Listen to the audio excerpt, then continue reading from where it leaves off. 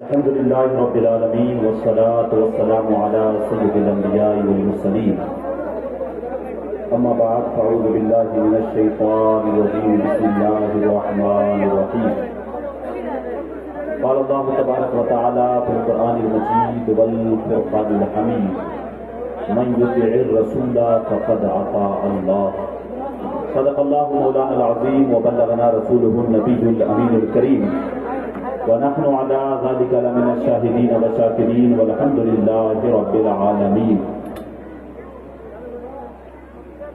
اللهم نور قلوبنا بالقرآن وزين أخلاقنا بالقرآن وأدخلنا الجنة بالقرآن ونجنا من النار بالقرآن إن الله وملائكته يصلون على النبي يا أيها الذين آمنوا صلوا عليه وسلموا تسليما اللهم صل على سيدنا ومولانا محمد عدد ما في علم الله صلاة دائمة بدوام ملك الله.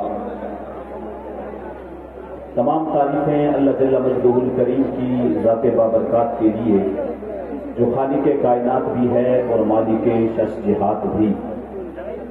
اللہ عز و جل کی تعریف و توصیف کے بعد درود رسول محتشم نبی مکرم اللہ کے پیارے امت کے سہارے رب کے محبوب دانائے غیوب مالک رکاب فخر عرب و عجم والی کون و مکان سیاح لامکان سید انس و جاں سرور لالا روخاں نیر تاباں سرنشین محوشاں ماہ خوباں شہنشاہ حسینہ تتمائے دوراں سرخیل زہرہ جمالاں جلوائے صبح ازل نور ذات لم یزل باعث تکوین عالم فخر آدم و بنی آدم نیر فتحہ رازدار ما اوحا شاہد ماتبہ صاحب علم نشرہ معصوم آمنہ حضرت احمد مجتبہ محمد مصطفیٰ صلی اللہ تعالی علیہ وآلہ وسلم کی بارگاہ بےکس پناہ میں اپنی عقیدتوں محبتوں اور ارادتوں کا خراج پیش کرنے کے بعد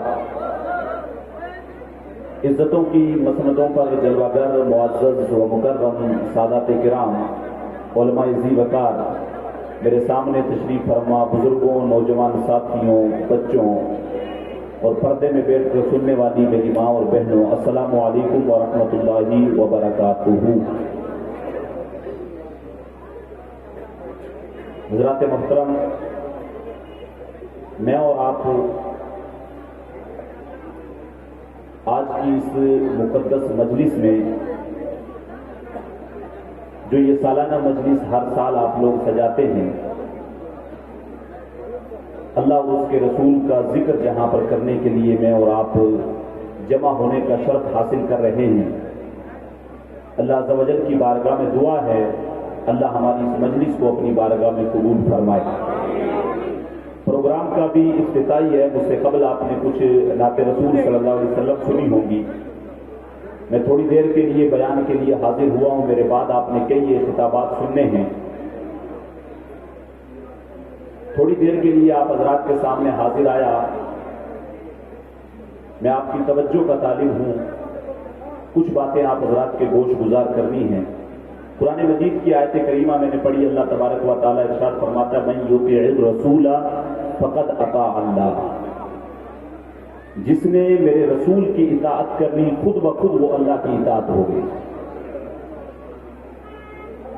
اچھا، ہم اگر دیکھیں، میں بارہا ایک بات کہا کرتا ہوں کہ ہمارے بدن کے اوپر جتنے بال نہیں ہیں اس سے زیادہ رسول اللہ کے احسانات ہیں. ہمارے جسم کا رواں رواں قرض رسالت میں ڈوبا ہوا ہے. یہ انسان آج جو ہم اس دھرتی کے اوپر جی رہے ہیں، اس کو تو جینے کا سلیقہ بھی نہیں تھا. یہ تو جینے کا طریقہ بھی نہیں جانتا تھا. میرے حضور آئے تو اس کو جینے کا طریقہ پتہ چلا. میرے حضور آئے تو جو ہے انسانیت کو جینے کا ڈھنگ میرے حضور نے سکھایا.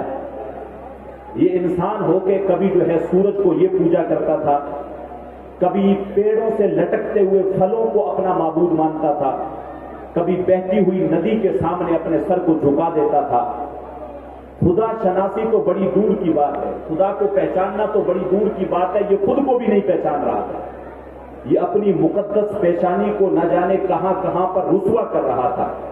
علامہ ڈاکٹر اقبال نے کہا نا، خودی کے من میں ڈوب کے پاجا سراغ زندگی، خودی کے من میں ڈوب کے پاجا سراغ زندگی، میرا نہیں بنتا نہ بن اپنا تو بن۔ یہ تو اپنا بھی نہیں تھا، اس کو پتہ ہی نہیں تھا اللہ نے مجھے اتنی مقدس پیشانی دی ہے۔ یہ کبھی جو ہے سورج کے سامنے سجدے کرتا پھر رہا ہے، کبھی رات میں چاند نکلتا ہے تو اس کو سجدہ کرتا ہے، کبھی جو ہے پھر صبح کے اٹھ کے کبھی آگ کے سامنے کھڑا ہو جاتا ہے، کبھی پتھروں کو اپنا معبود مانتا ہے، کبھی برستے ہوئے پانی کو اپنا معبود مانتا ہے، کبھی جو ہے پہاڑ سے اترتے ہوئے جھرنے کو اپنا خدا مان کے اس کے سامنے کھڑا ہو جاتا ہے۔ اس کو پتہ ہی نہیں ہے میں جو ہے اپنی زندگی گزار کر رہا ہوں، اس کی پیشانی نہ جانے کہاں کہاں پر رسوا ہوئی۔ اے تماشا گاہ عالم روئے تو کجا بہرے تماشا می روی، انسان تو کہاں کس کی تلاش میں نکلا، دنیا تو تجھے ڈھونڈتی پھر رہی ہے۔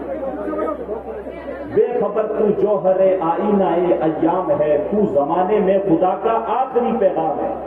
تیرے بعد کوئی اور مخلوق نہیں آنی ہے، انسان آخری مخلوق ہے۔ اللہ تبارک و تعالیٰ نے اس کو اشرف المخلوقات بنایا۔ کہا تو گم کہاں ہو گیا، اپنی اسی مقدس پیشانی کو کس کس کے سامنے جھکا رہا ہے تو راز کن فکاں ہے، اپنی آنکھوں پر آیا ہو جا، خودی کا رازداں ہو جا، خدا کا ترجمہ ہو جا، خودی میں ڈوب جا غافل، یہ سر زندگانی ہے، نکل کر حلقہ شام و سحر سے جاویدہ ہو جا، مسافے زندگی میں سیرت فولاد پیدا کر، سبشتان محبت میں حریر و پر نیا ہو جا، مسافے زندگی میں سیرت فولاد پیدا کر، سبشتان محبت میں حریر و پر نیا ہو جا۔ اور پھر علامہ ڈاکٹر اقبال نے کہا، گزر جا بن کے سیلے تند رو کو ہو بیاباں سے، گلستان راہ میں آئے تو جوئے نغمہ گاں ہو جا، نہیں ہے تیرے علم و محبت کی انتہا کوئی، نہیں ہے تجھ سے بڑھ کر ساز فکر میں نواں کوئی۔ انسان تو بھٹک کہاں رہا ہے، تجھے پتہ ہی نہیں ہے، تیری زندگی کا مقصد تجھے پتہ نہیں ہے، تو اپنی اس مقدس پیشانی کو کہاں کہاں پہ رسوا کر رہا ہے۔ یہ تو میرے حضور آئے تو پھر اس کے بعد اس کو پتہ چلا۔ ایک زمانے میں جو ہے کیچوا ہوتا ہے، مچھلی پکڑنے کے کام آتا ہے، ایک زمانے میں یہ بھی انسانوں کا خدا رہا ہے، انسان اس کو بھی جو ہے وہ اپنا خدا جو ہے وہ مانا کرتے تھے۔ یہ تو میرے حضور آئے تو اس کو جینے کا سلیقہ سکھایا۔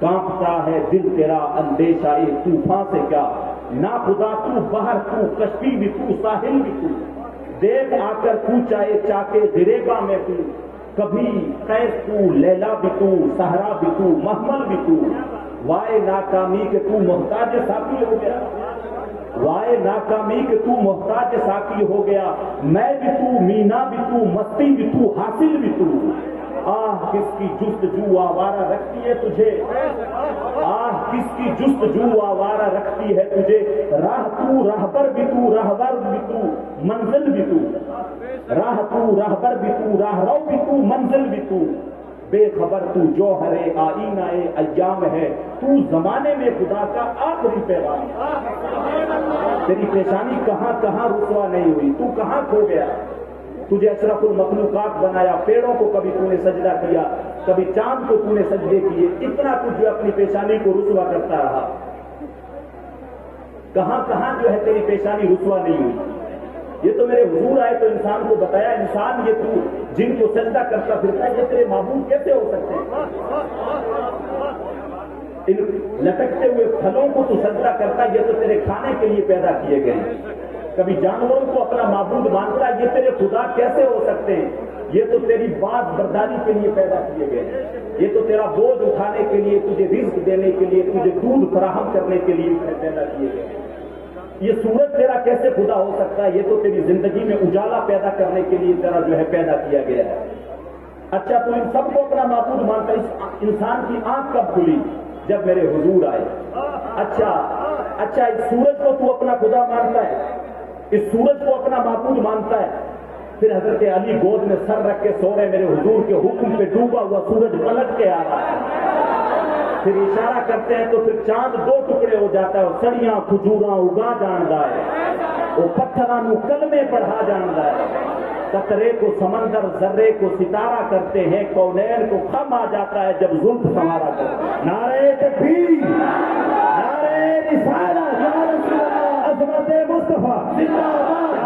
پھر کیا بات ہے، ہو کہاں گیا تو اس چاند کو اپنا خدا مانتا ہے. حضور کی انگلی اٹھتی ہے 2 ٹکڑے ہو جاتے ہیں. پتھروں کو سجدے کر رہا ہے. ابو جہل ہاتھ میں لے کے کھڑا ہو جاتا ہے. حضور بتائے میری مٹھی کے اندر کیا ہے؟ کہا میں بتاؤں تیری مٹھی کے اندر کیا ہے، یا جو تیری مٹھی کے اندر ہے وہ بتائے میں کون ہوں؟ میرے حضور کی نگاہ رحمت ہوتی ہے. کنکریاں مٹھی کے اندر سے کلمہ پڑتی ہیں، اشہد ان لا الہ الا اللہ واشہد ان محمدا عبدہ ورسولہ. تیریاں تک کے آدم ہمیں مرید ہو گیا. تو جس نے بھی دیکھا میرے حضور جب تشریف لائے، میرے حضور جب اس دنیا میں تشریف لائے تو انسان کو پتہ چلا یار میں یہ پیشانی جگہ جگہ پہ رسوا کر رہا تھا، اور جس کو میں اپنا معبود مان رہا تھا اصل میں وہ تو کسی اور در کے غلام ہے، وہ تو کسی اور چوکھٹ. اچھا تو ان پیڑوں کو سجدہ کرتا ہے، میں نہیں بلاتا، جا تو ہی جا کے کہہ دے تجھے اللہ کا نبی بلا رہا ہے. صحابی رسول جا کے پیڑ کو کہتے، پیڑ ذرا ٹہنی پکڑ کے کہتے چل تجھے اللہ کا نبی بلا رہا ہے. وہ دائیں ہلتا ہے، بائیں ہلتا ہے، آگے ہلتا ہے، پیچھے ہلتا ہے، آ کے جو ہے حضور کے قدموں میں سجدہ ریز ہو جاتا ہے. بلکہ ایک صحابی رسول ہیں، ہم کتنے بدبخت ہیں، حضور کی بارگاہ میں سلام نہیں کرتے، حضور کی بارگاہ میں صلاۃ و سلام پہ اعتراض کرتے. ایک صحابی رسول کہتے ایک جو ہے غزوے سے واپسی تھی، دوپہر کا وقت تھا. حضور ایک پیڑ کے نیچے آرام فرمانے کے لیے جو ہے وہ رک گئے. حضور جو ہے وہ آرام فرما رہے، میں حضور کے پہرے کے لیے کھڑا ہوا تھا اور میں نے دیکھا کہ جنگل کے اندر ایک تنہا پیڑ کھڑا ہے، تنہا پیڑ کھڑا ہوا ہے. وہ اپنی جڑوں سمیت اکھڑتا ہوا آیا، کچھ دیر حضور کی بارگاہ میں کھڑا رہا، پھر واپس جا کے جو ہے وہ واپس لگ بھی گیا. اب حضور سو رہے تھے، میرے علاوہ کوئی تیسرا بندہ نہیں تھا، میں ذکر کس سے کرتا. اب حضور جیسے ہی اٹھے، میں نے سلام کرنے کے بعد سب سے پہلے یہی واقعہ ذکر کیا. حضور آپ سو رہے تھے، وہ دور دراز جو پیڑ نظر آ رہا ہے تھوڑی دیر پہلے اپنی جڑوں سمیت اکھڑتا ہوا جو ہے آیا اور آ کے آپ کی بارگاہ میں کچھ دیر کھڑا رہا، پھر واپس جا کے لگ بھی گیا. اب آج کا بندہ ہوتا تو کیا کہتا کہ کوئی جو ہے ہوا کا جھونکا آیا، طوفان آیا. میرے حضور نے یہ نہیں ارشاد فرمایا میں تو سو رہا تھا مجھے کیا پتا. میرے حضور نے ارشاد فرمایا کہ یہ پیڑ تھا، یہ میری بارگاہ میں سلامی پیش کرنے کے لیے حاضر ہوا تھا. اس نے رب سے اجازت مانگی تھی، محبوب تیرا مالک جو ہے، مالک تیرا محبوب نیڑے آیا، سلام نہ کر رہا ہوں، تیرا محبوب جو ہے نیڑے آیا، سلام نہ کر رہا ہوں. تو رب نے اسے اجازت دی کہ وہ میری بارگاہ میں سلام پیش کرنے کے لیے حاضر ہوا. اتنی شان میرے حضور علیہ الصلوۃ والسلام کی ہے. اچھا میں اور آپ جو ہے دل کے اندر، یہ سینے کے اندر دھڑکتا ہوا دل رکھتے ہیں، سینے کے اندر دھڑکتا ہوا دل رکھتے ہیں. اب بندے کے پاس دل ہوگا تو بے چینی بھی ہوگی، اضطراب بھی ہوگا، وطن کی چاہت بھی ہوگی، رات کے جو ہے جگرتے بھی ہوں گے، پیچ و تاب بھی ہوگا. جب دل ہے تو پھر کوئی دل بھر بھی ہوگا، دل ہے تو کوئی دل بھر بھی ہوگا. ایک دل ہے تو اتنا تڑپتا. آتش نے کیا خوب کہا تھا، مجھے مزہ دیا تڑپ نہیں میری آرزو ہے یا رب. یہ مزہ دیا تڑپ نہیں میری آرزو ہے یا رب، میرے دونوں پہلوؤں میں دل بے قرار ہو. کہا یہ تو ایک دل ہے، جب اتنی تڑپ ہے، بے چینی ہے، جو ہے رات کے جگہ رت جگہ ہے، اتنا کچھ ہے، ایک دل ہے تو یہ عالم ہے. کاش میرے دل جو ہے پہلوؤں کے اندر 2 دل ہوتے تو پھر عالم کیا ہوتا. یہ مزہ دیا تڑپ نے میری آرزو ہے یا رب، میرے دونوں پہلوؤں میں دل بے قرار ہوتا. اور باؤ تو پھر 2 قدم آگے نکل کے بولے، لو لو دے مڈ لکھ لکھ چشمہ، آئے ہائے لو لو دے مڈ لکھ لکھ چشمہ، ایک کھولنا تے ایک کجا ہو.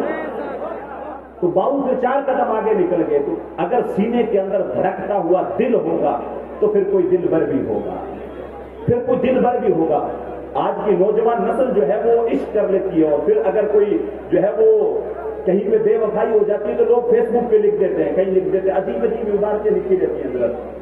اور جو ہے گلیوں کے اندر گھوم رہے ہوتے ہیں اور کوئی پوچھے کیا ہو گیا، کہا یار میں نے فلاں سے عشق کیا تھا، اس نے مجھے دھوکہ دے دیا.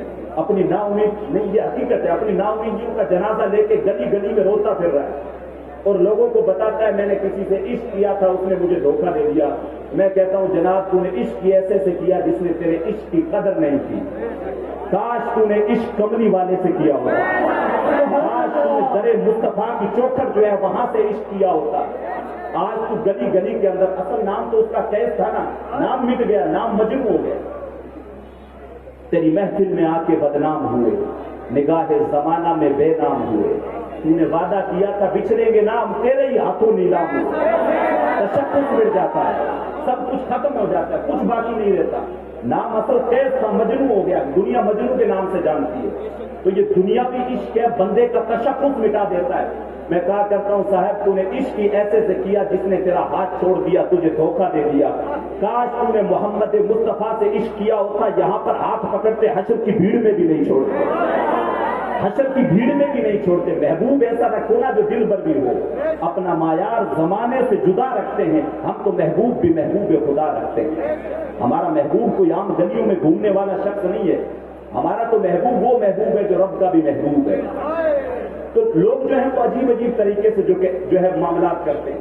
اب بندے کے سینے کے اندر دھڑکتا ہوا دل ہے تو پھر بے قراری بھی ہوگی، بے چینی بھی ہوگی، بے تابی بھی ہوگی، رات میں جو ہے جاگنا بھی ہوگا، عجیب طرح کی بے چینی بھی رہتی ہے. تو دل ہوگا تو دل بھر بھی ہوگا. اچھا کسی سے محبت کیوں کی جاتی ہے؟ عمومی طور پہ کسی سے محبت اس لیے کی جاتی ہے کہ وہ بھی آپ سے محبت کرتا ہے، وہ بھی آپ سے محبت کرتا ہے، اس لیے جو ہے اس سے محبت کی جاتی ہے. تو پھر مجھے یہ بتاؤ آمینہ کے لال سے محبت نہ کی جائے؟ وہ جو نوکیلے جو ہے سجدے، نوکیلے جو ہے پتھروں پہ اپنی پیشانی کو رکھ کے امت کی بخشش کی دعائیں کر رہا ہے، جو رات بھر جو ہے اپنی امت سے محبت کے دعوے کر رہا، کہہ رہا مالک میری امت کو بخش دے، مالک میری امت کو بخش دے. تو کسی سے محبت اس لیے کی جاتی ہے کہ وہ بھی آپ سے محبت کرتا ہے. تو پھر آمینہ کے لال سے زیادہ اپنی امت سے محبت کون کر سکتا ہے؟ یہ ایک جو ہے نا اہم وجہ رہتی ہے کسی سے محبت کرنے کی. اور دوسری وجہ کسی سے رہتی ہے عموماً وہ یہ رہتی ہے کہ یار جو ہے اوکھے ویلے کام آ جائے. کسی سے محبت آج جو ہے ایم ایل اے وغیرہ سے، کسی بڑے بڑے بندوں سے بندے تعلقات اس لیے رکھتے ہیں کہ یار کسی وقت معاملہ پھنس جائے گا تو جو ہے اگر جان پہچان ہوگی، محبت ہوگی تو کام آ جائے گا. مجھے یہ بتاؤ قبر سے بھی سخت کوئی جو ہے جگہ جو ہے وہ نازک ہوگی، حشر کے میدان سے بھی جو ہے کوئی اوکھا ویلا ہوگا. تو اگر حضور سے محبت کی جائے تو کملی والے مصطفیٰ تو وہاں پر امت کو کام آنے والے ہیں. تو دوسرا معیار یہ رہتا ہے کسی سے محبت اس لیے کی جاتی ہے کہ وہ اوکھے ویلے کام آ جائے گا. تو نزا کا وقت، قبر کا وقت، حشر کا وقت، اس سے جو ہے مشکل وقت تو کوئی نہیں ہو سکتا. تو کیوں نہ حضور سے محبت کی جائے. اچھا تیسری وجہ جو ہے اہم رہتی ہے وہ یہ رہتی ہے کسی کے کمال کی وجہ سے، کسی کے بلند مقام کی وجہ سے اس سے محبت کی جاتی ہے. تو ذرا کملی والے سے بلند مقام بھی کسی کا ہوگا، بلغ العلا بکمالہ. اور میرے امام بولے خرد سے کہہ دو کہ سر جھکا لے، خرد سے کہہ دو کہ سر جھکا لے، گما سے گزرے گزرنے والے، یا خود پڑے ہیں جہت کو لالے، کوئی کیا بتائے کدھر گئے تھے. سراغ عین و متا کہاں تھا، نشان کیف و الا کہاں تھا، نہ کوئی ساتھی نہ کوئی راہی، نہ سنگ منزل نہ مرحلے تھے. نشان امکان کمان امکان کے جھوٹے نقطوں تم اول آخر کے پھیر میں ہو. محیط کی چال سے پوچھو کدھر سے آئے کدھر گئے تھے، کوئی حد ہے ان کے عروج کی، کوئی حد ہے ان کے عروج کی، بلغ العلا بکمالہ. تو کسی سے محبت اس لیے کی جاتی ہے کہ وہ مرتبے میں بہت بڑا ہے، بہت کمال والا ہے. تو میرے حضور سے بڑا مرتبہ کسی کا ہو سکتا ہے؟ اللہ نے وہ شان دی، بلغ العلا بکمالہ. حضور وہاں پر پہنچے جہاں پر کسی کی رسائی نہیں ہے، کوئی پہنچ ہی نہیں سکتا. اچھا تھوڑی دیر کے لیے میں آپ حضرات کی توجہ چاہوں گا. یہاں پر مجھے ایک بات یاد آئی. حضرت موسیٰ علیہ السلام جب کوہ طور پہ جاتے ہیں، اللہ تبارک و تعالیٰ کی بارگاہ میں عرض کرتے ہیں مالک جو ہے میں تجھے دیکھنا چاہتا ہوں. اللہ تبارک و تعالیٰ کی طرف سے حکم ہوتا ہے لن ترانی، موسیٰ ہرگز نہیں دیکھ سکتے. موسیٰ بڑی نکتے والی توجہ والی بات ہے، موسیٰ ہرگز نہیں دیکھ سکتے. لیکن حضرت موسیٰ علیہ السلام جو ہے نا اصرار کرتے نہیں مالک میں تجھے دیکھنا چاہتا ہوں. اب اتنے علماء کرام کا اسٹیج بھرا ہوا ہے، ان سے آپ پوچھیں کہ لن جب جو ہے وہ حروف ناصبہ جو ہے وہ پہلے مضارع پہ جب داخل ہوتا ہے تو اس کا معنی جو ہے مستقبل میں اپنی نفی کا معنی دیتا ہے، یعنی تم کبھی بھی نہیں دیکھ سکتے. لیکن یہ ہم سب کا عقیدہ ہے اہل سنت والجماعت کا کہ اللہ تبارک و تعالیٰ کا دیدار جو ہے قیامت کے دن جو ہے مومنین کریں گے. اور پھر جنت کے اندر عام لوگ بھی جو ہے وہ اللہ تبارک و تعالیٰ کا دیدار کریں گے. حضرت موسیٰ علیہ السلام تو پھر بھی نبی ہیں، لیکن اللہ تبارک و تعالیٰ نے فرمایا لن ترانی، موسیٰ ہرگز نہیں دیکھ سکتے. لیکن جو ہے جہاں پہ تو اہل سنت کا عقیدہ یہ ہے کہ قیامت کے دن اور جنت میں سارے لوگ دیکھیں گے مومنین. تو ہم جو ہے علماء بیٹھے ہوئے ہیں، ہم کچھ عبارتیں ہوتی ہیں اس کو جو ہے مستتر بھی مانتے ہیں، اس کو پوشیدہ بھی مانتے ہیں عبارت کو۔ تو یہاں پر جو ہے میں حضور کے دامن سے فیض لے کے ایک بات جو ہے وہ ہمارے علماء نے جو عرض کی ہے وہ عرض کرنا چاہوں گا کہ یہاں پر عبارت مستتر ماننی پڑے گی، ورنہ جواب کیا ہوگا؟ بھائی تم ہرگز کبھی بھی نہیں دیکھ سکتے، حالانکہ عام مومنین بھی قیامت کے دن اللہ کا دیدار کریں گے۔ تو یہاں پر عبارت ہمارے علماء نے لکھا محذوف یہ ہوگی، موسیٰ تم مجھے ہرگز لن ترانی یا موسیٰ حتی یرانی محمد، موسیٰ تم مجھے تب تک نہیں دیکھ سکتے جب تک جو ہے محمد مصطفیٰ نہیں دیکھ لیتے، جب تک محمد مصطفیٰ نہیں دیکھ لیتے۔ یہ جو ہے نا عبارت یہاں پہ معذوف ماننی پڑی، گویا یہ سارے جو ہے نا اہل صوفیہ بیٹھے، صوفیہ سے محبت کرنے والے بیٹھے۔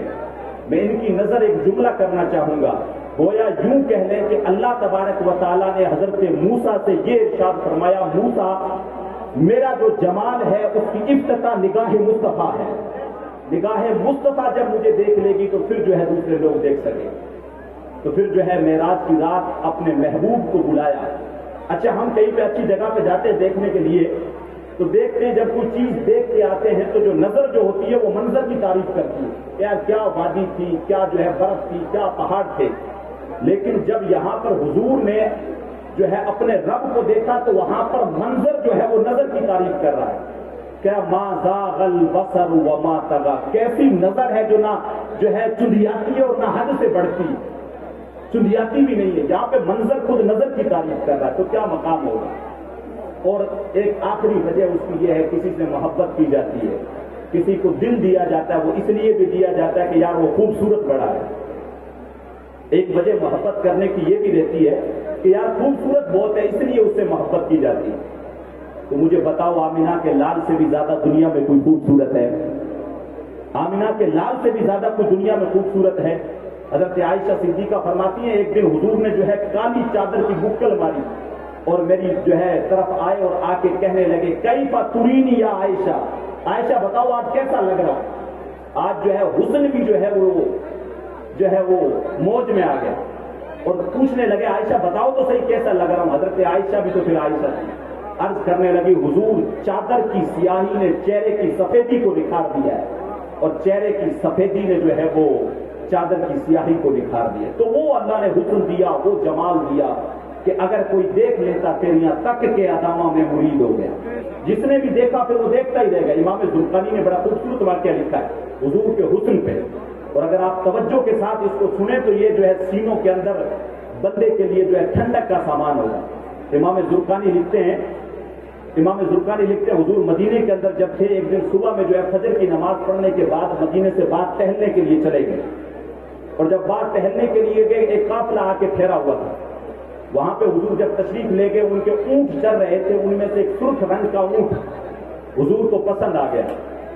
اب حضور کو پسند آیا تو حضور نے ان سے پوچھا، یہ اونٹ بیچتے ہو؟ امام زرقانی لکھتے ہیں انہوں نے بیچنا تھا یا نہیں بیچنا تھا، لیکن جب میرے حضور نے پوچھا تو کہا ہاں بیچتے ہیں، ہاں بیچتے ہیں۔ حضور نے کہا کتنے کا؟ انہوں نے کہا اتنا قیمت طے ہوگی۔ حضور نے کہا میں تو آیا تھا گھومنے کی غرض سے، قیمت تو ساتھ لایا نہیں، یہی پاس میں ہی جو ہے مدینہ ہے، میں وہیں پہ رہتا ہوں، تھوڑی دیر میں میں جو ہے قیمت بھجوا دوں گا۔ انہوں نے کہا ٹھیک ہے۔ اچھا ایک بات آپ دھیان رکھیں، اگر کسی کو آپ جانتے ہو تو اس کو آپ ادھار سودا دے سکتے ہیں، لیکن آپ کسی سے پہلی بار زندگی میں ملے تو آپ اس کو ادھار نہیں دیتے، یا تو آپ جان رہے ہو یا کوئی بیچ میں ضامن رکھا ہو، کچھ بھی نہیں۔ امام زرقانی لکھتے ہیں حضور نے اس اونٹ کی مہار پکڑی اور چلتے چلے گئے۔ اب یہ 3 یا 4 لوگ تھے، یہ اپنے سینوں پہ ہاتھ رکھ کے حضور کی چال کو ہی دیکھ کے رہ گئے، اور جب حضور جو ہے ان کی آنکھوں سے اوجھل ہو گئے تو جب تھوڑی دیر سکتے سے باہر آئے تو کہنے لگے، یار کیا شخص تھا، کیا اس کی آنکھیں تھیں، کیا اس کے جو ہے وہ پیشانی تھی، کیا اس کی زلفیں تھیں۔ اب انہی باتوں میں لگے ہوئے تھے، ایک ان میں سے کہنے لگا، یار ہم عجیب لوگ ہیں، ایک انجان شخص ہمارے پاس آیا اور آنے کے بعد ہم سے اونٹ بھی لے گیا، کوئی اس کا نام ہی پوچھ لیتا۔ تو جو ہے ایک بندہ کہنے لگا، یار کیا بتاؤں، میں تو جو ہے اس کے چہرے میں کھویا رہا، اس کا چہرہ ہی اتنا خوبصورت تھا۔ دوسرے والے سے پوچھا تمہیں کیا ہو گیا تھا، تم ہی پوچھ لیتے، تم تو جو ہے کھڑے ہوئے تھے، تم نے پوچھ لینا تھا، تم نے کیوں نہیں پوچھا؟ وہ کہ کیا بتاؤں یار، وہ جب بات کر رہا تھا تو منہ سے پھول جھڑ رہے تھے، میں تو اسی منظر کو دیکھتا رہ گیا۔ تیسرے والے سے پوچھا کہ یار تمہیں کیا ہو گیا تھا، تم پوچھ لیتے، نام پتہ پوچھ لیتے، کچھ اور پوچھ لیتے۔ وہ کہنے لگا یار کیا بتاؤں، اس کی آنکھیں اتنی خوبصورت تھی، میں تو اس کی آنکھیں ہی دیکھتا رہ گیا۔ اعظم چشتی نے کیا خوب کہا، کیا خوب سجن دیاں آکھیاں نے، جی میں بھر کے سرائیاں رکھیاں نے، اجے تو میرا یار نہیں دکھا، جنوں ویکھ کے چند شرماوے، ادھی راتی دن چڑھ جاوے، جے وہ رخ تو نقاب اٹھاوے، جے وہ نکلے سیر کرنی اتے جو ہے دھرتی لب لب جاوے، جے وہ ہاتھ پھلاں وچ رکھدا ہاتھ پھلاں تو ود جاوے، نین نشیلے مست رسی